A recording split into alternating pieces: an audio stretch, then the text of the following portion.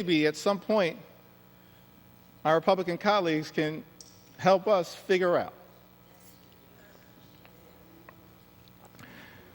But I want to enter into the record one last story from a farmer. Can we respect the farmers in the United States of America?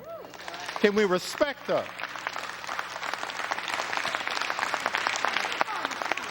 We began this country as an agrarian economy. We should respect the farmers in this country as I'm telling their stories. On the eve of our 249th birthday, can we respect the farmers in this country who we're working hard to defend?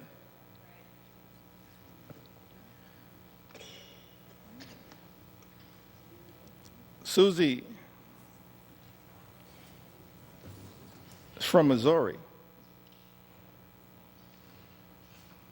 In a district, Mr. Speaker, represented by Ways and Means Chairman, our colleague, Jason Smith. She writes to us, she says that Susie and her husband, they moved back to her family farm over 2 decades ago, where they raised their children, including a son with complex medical needs who relies on Medicaid for essential therapies and care. Over the years, Susie has seen firsthand how Medicaid has been a lifeline for families like hers, especially in rural communities. A proud mother and daughter of hardworking Missourians, Susie apparently has voted for both Democrats and Republicans, and her husband is a registered Republican. But as farmers, they both believe that access to health care should never be a partisan issue. We agree. Thank you, Susie. Access to health care in the United States of America should never be a partisan issue. It should never be considered a privilege just for the wealthy, the well-off, and the well-connected. It is a right that should be available to every single American, and that is what we are fighting hard right now to defend here in the United States of America, and to push back against this one big, ugly bill.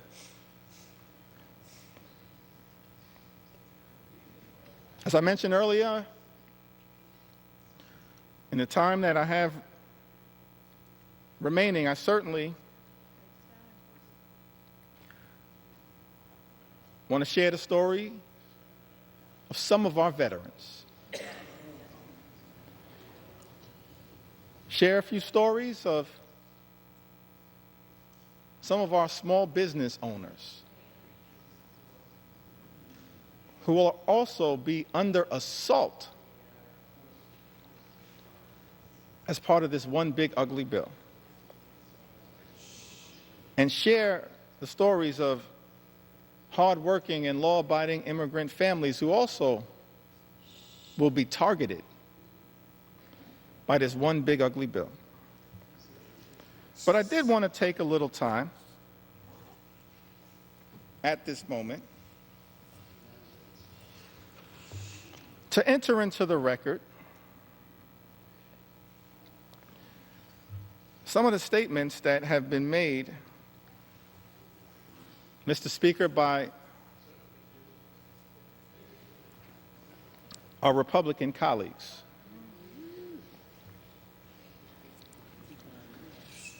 That I just don't understand. I mean, I am flummoxed by some of these statements. I've always wanted to use that word, y'all. Gentlemen will suspend. House will be in order. Please take your conversations outside the chamber. Please take your conversations outside the chamber. Gentleman's recognized.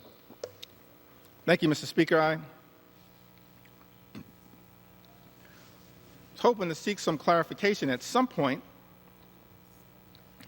after I'm able to yield the floor.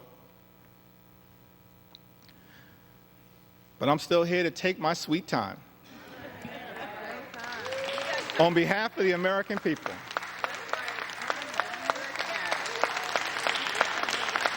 Because it was totally unacceptable that you would try to jam this bill, Mr. Speaker, down the throats of the American people with 15 minutes allocated for a debate that would hurt everyday Americans, allocated to the committees of jurisdiction. 15 minutes.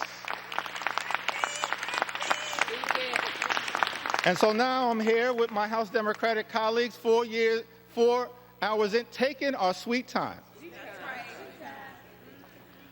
On behalf of the American people. And I'm flummoxed. Maybe it's flummoxed. As I mentioned, Mr. Speaker, I always wanted to use that word. I can't spell it, but I know what it means. I'm confused by many of these statements, so I'm trying to enter them into the record and then perhaps at some point get some clarification.